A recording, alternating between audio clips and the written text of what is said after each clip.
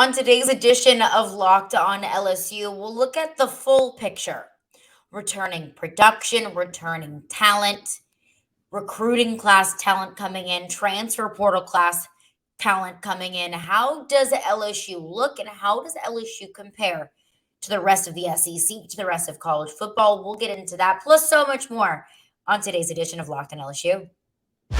You are Locked On LSU, your daily podcast on the LSU Tigers. Part of the Locked On Podcast Network, your team every day.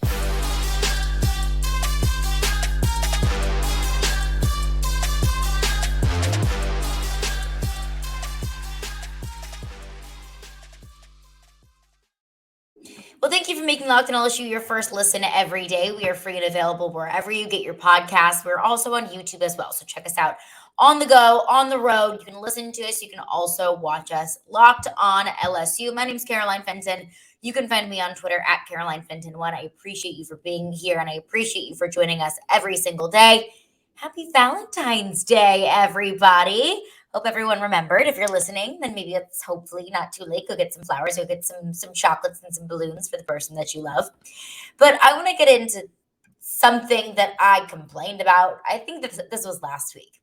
And I was kind of nitpicking an article, or more so a study from Bill Connelly of ESPN.com that ranked each college football program, each FBS program, 1 through 131, 132, however many college football programs there are out there, in terms of returning percentage of production, which is, really just a roundabout way of saying, okay, let's look at how much your offense and defense was broken down offensively, defensively, and then averaged out to the overall return of production. And okay, so whoever accounted for X percentage of offensive production last year, if that player is coming back, you add that into the percentage production returning.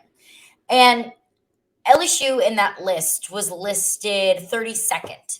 LSU had 81% of the offense returning. That's what helps whenever you're leading receivers coming back, your leading rushers are coming back. Your leading rusher was your quarterback, and your quarterback's coming back. So 10th overall, 81% of the offensive production coming back from 2022 to 2023. But 72nd in defensive production, 60%. So I was nitpicking that because I said, okay, yeah, but that's only looking at what you're losing and not what you are bringing in.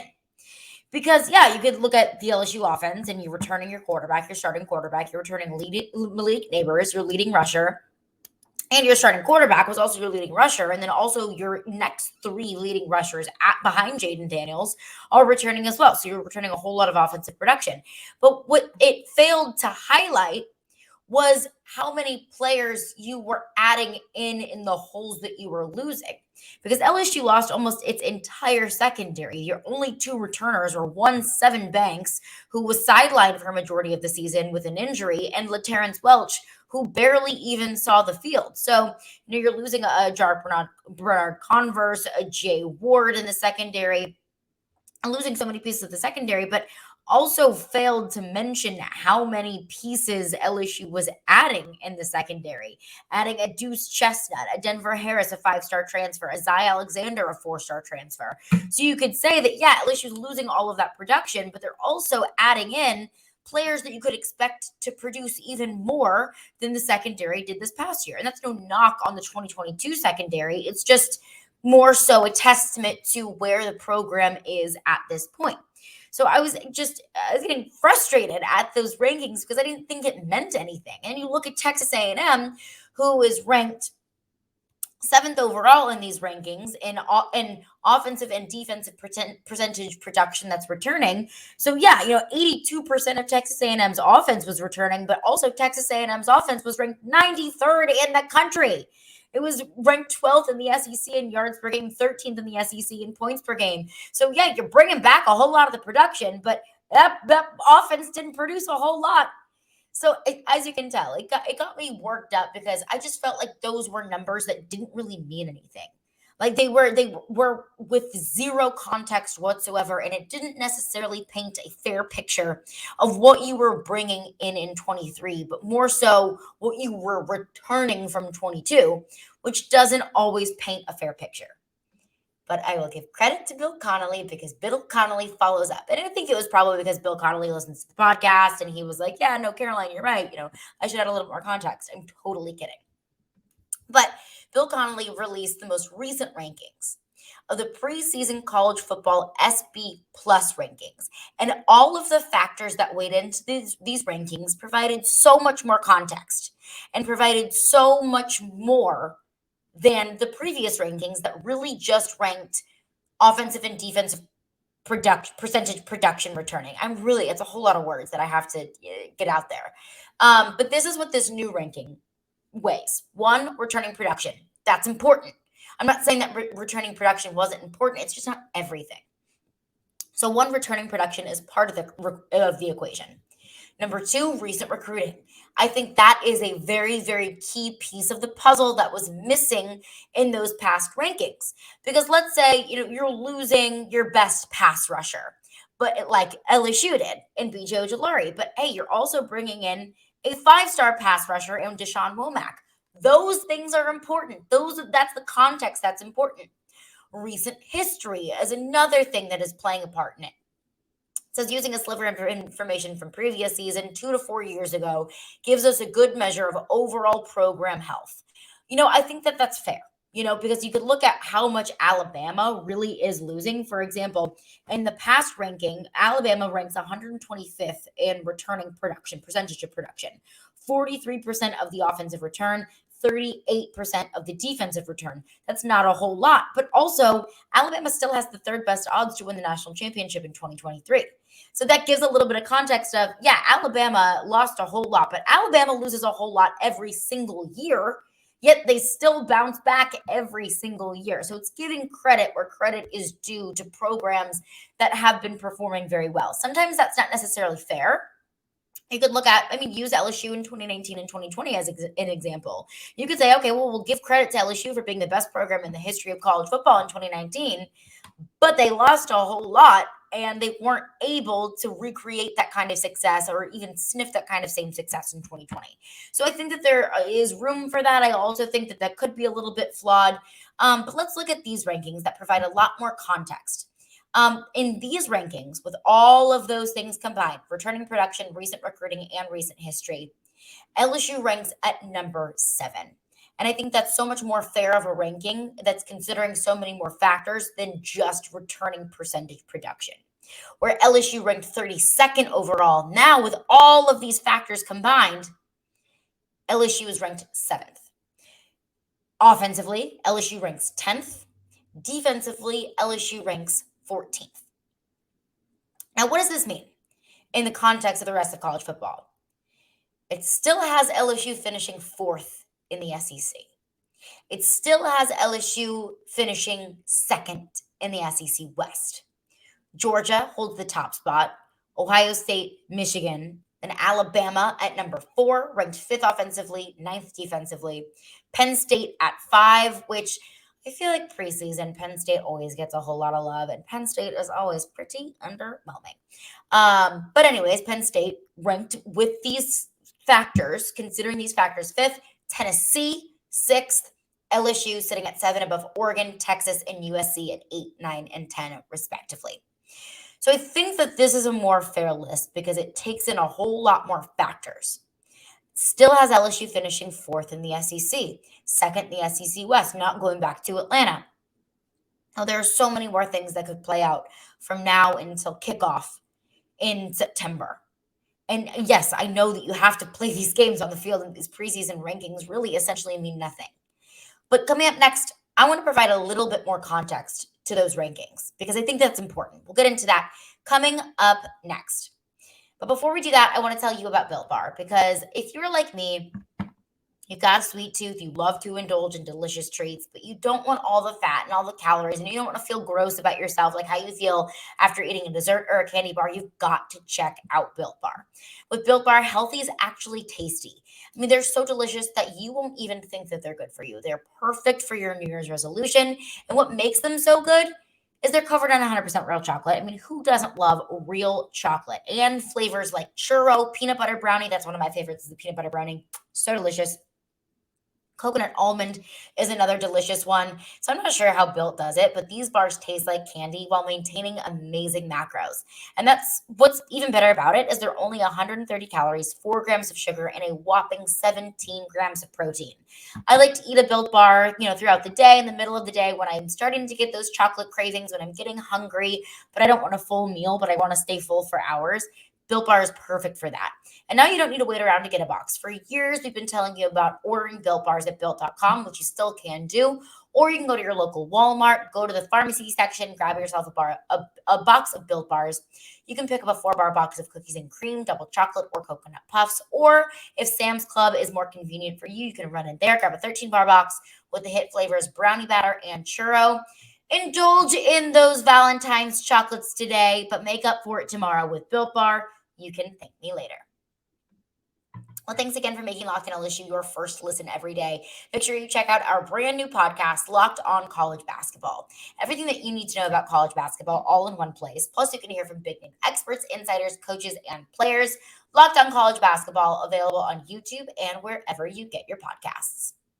So looking at this list, again, Bill Connelly of ESPN crunched all the data, crunched all the numbers, and came up with a cumulative ranking based off of returning production, recent recruiting, both via transfer portal and in this upcoming recruiting class, and recent history, kind of giving the benefit of the doubt to the programs that have historically performed better than others.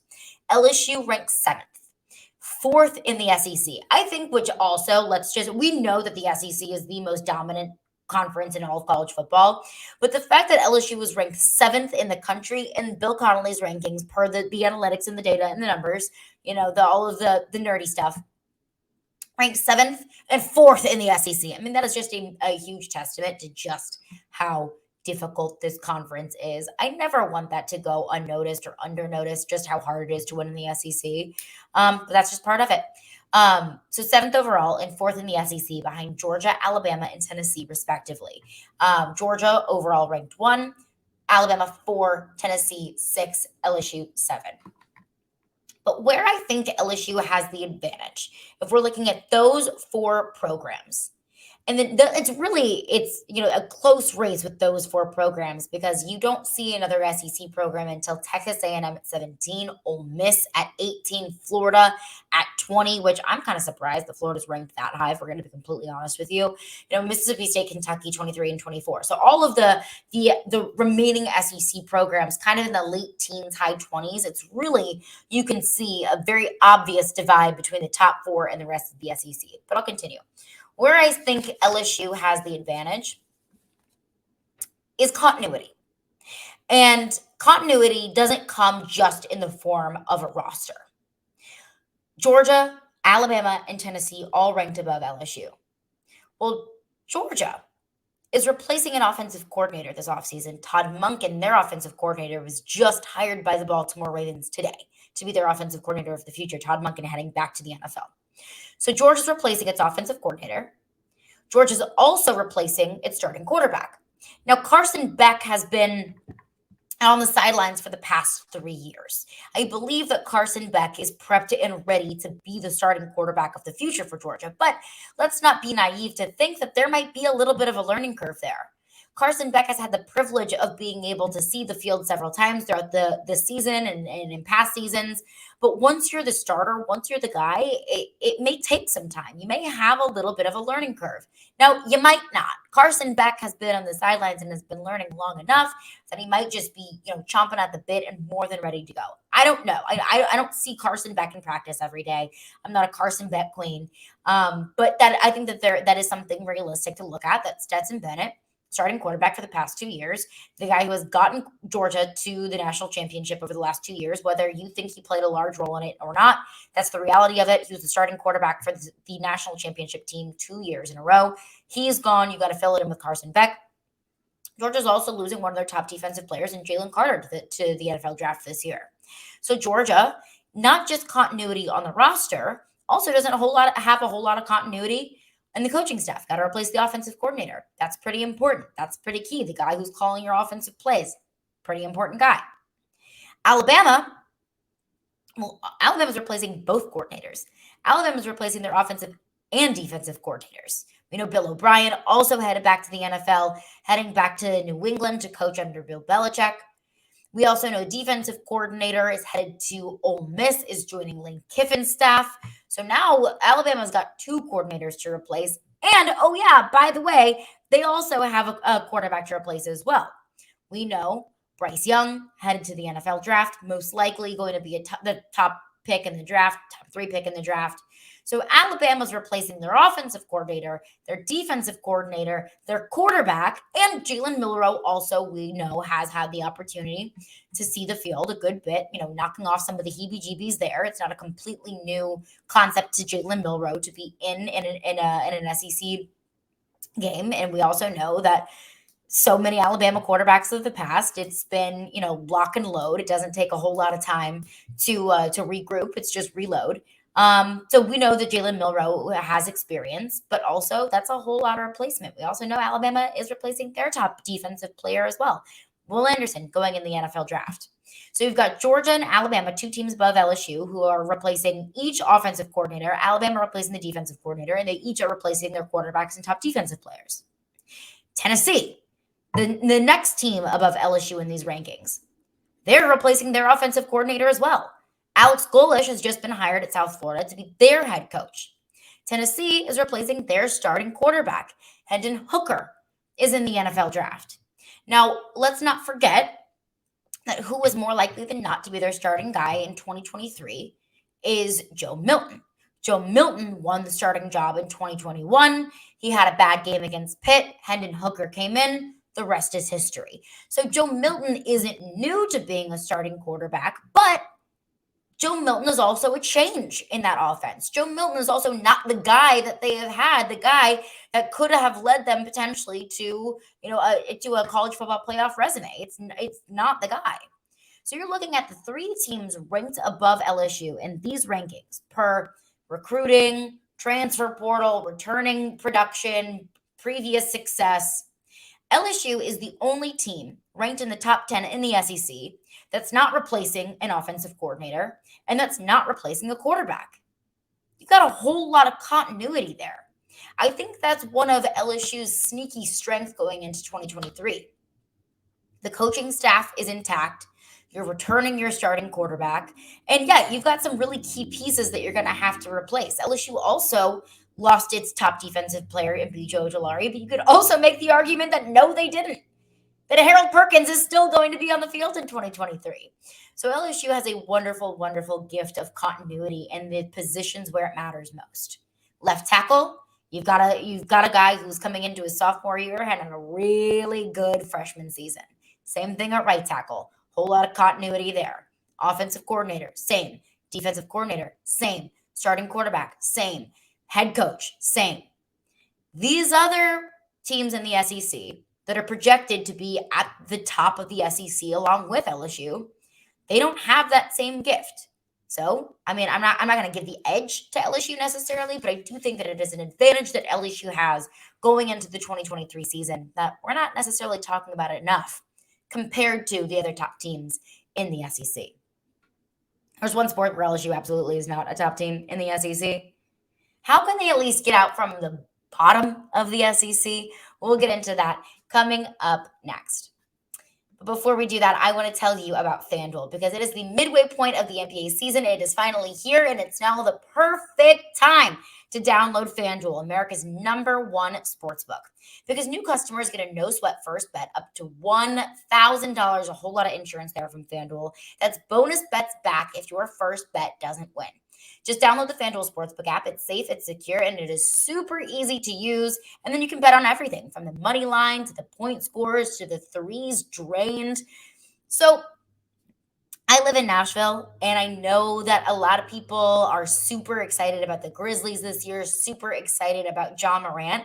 I'm looking even at a futures. You know what? Give me NBA MVP this year. Give it to me, Ja Morant. You can place that bet on the FanDuel Sportsbook app. Plus, FanDuel even lets you combine your bets for a chance at a bigger payout with the same game parlay. So don't miss out the chance to get your no sweat first bet up to $1,000 in bonus bets when you go FanDuel.com/lockedon.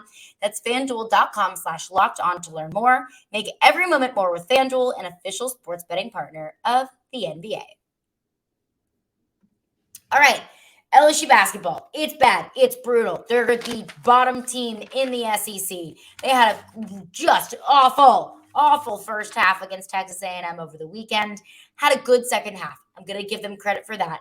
They looked better than I've seen them look in a very long time in that second half. It just wasn't enough to overcome a really rough first half where they scored only 12 points in almost 20 minutes. I mean, come on, guys. Last team in the SEC. They're on a 12-game losing streak. They're 1-11 in the SEC. They're only hanging on to that one win against Arkansas at the very beginning of SEC play. But I'm not going to get too down on this team. I'm not going to get up on my soapbox and start screaming and crying because, as I've said so many times, we expected this. Maybe not this bad, but we couldn't expect this LSU team to be, one of the top in the SEC. So, how can we at least start to see things turn around? LSU has a really good opportunity tonight, Tuesday night, against Georgia. Georgia is not some, juggernaut of a team. Georgia is standing at 15-10 in conference play. If I can see LSU build upon what they did in that second half against Texas A&M, where offense started to click, where they were tough, they were playing hard, they were playing strong, they were playing fast. And look, I never want to question the effort of that team. I'm not going to do that. I think this team is playing their butts off night in and night out. But everything started to click against Texas A&M in that second half. If they can build upon what they did in that second half against Texas A&M and do it from the jump, so they're not forced to be scratching and clawing their way back in the second half and hope that they can put enough points together in order to make up for a first half, I think they have a really good opportunity to at least get another win in the SEC against Georgia tonight. Taking on South Carolina on Saturday. South Carolina is a bottom of the barrel team in the SEC as well. South Carolina just went on the road at Rupp and beat Kentucky over the weekend. But that was only South Carolina's second SEC win so far this season. So I think you're looking at two really wonderful opportunities. One tonight against Georgia, and then one on Saturday against South Carolina to at least start tacking on some conference wins. What will it mean? Honestly, nothing in the grand scheme of things. You're not a tournament team. I don't see this a team, making a run in the SEC tournament. But what it is going to do is at least boost confidence. What it is going to do is at least show, okay, we struggled in the first half of conference play, but we can start to turn things around. It's not going to change the postseason. It's not going to change necessarily how I feel about this team or this coach, because how I feel about this coach is show me, just prove it to me. Show me that you can establish a foundation for this team and build for the future. I'm not going to look back on Matt McMahon's tenure and say, his first year when he was forced to just pick up every single piece that he could possibly in the transfer portal, he had a terrible season. I don't think it's fair to evaluate him simply on that. Give him some time. But what it is going to do is build the confidence of this team. What it is going to do is at least start to pull this team out of last place. It may sound sad to say that you're playing just to not finish last, but that's the reality of this team. You got to get the wins where you can get them. You got to get the points where you can get them. It's not going to be easy against Alabama or Tennessee or Auburn, even against Vanderbilt, even against Missouri, even teams that, aren't at the top of the SEC, but really solid teams that you see kind of floating along there in the middle. It's not going to be easy against those teams. Pick up wins where you can get them. Georgia and South Carolina, I don't want to say easy because in this league, no game is easy, but two games that are feasible wins. Let me see that. Georgia, again, tonight, Georgia, tip-off at 7:30 Central. Saturday against South Carolina. Try and piece a couple wins there together. Pick up one of the two. I think that's going to be really key for this team to continue momentum moving forward. But that's going to do it for me today. Reminder that tomorrow is a Mailbag Wednesday. Send those questions in. You can send them in on Twitter at CarolineFenton1, or you can send them in at Locked On LSU. You can comment below on the YouTube page. I'll get to all of your questions on a Mailbag Wednesday tomorrow. But thank you for making Locked On LSU your first listen today. For your second listen, check out our brand new podcast, Locked On College Basketball. Experts Isaac Shaden and Andy Patton bring you everything that you need to know on and off the court. Plus, hear from big-name experts, coaches, and players throughout the basketball landscape. Locked On College Basketball, available on YouTube and wherever you get your podcasts.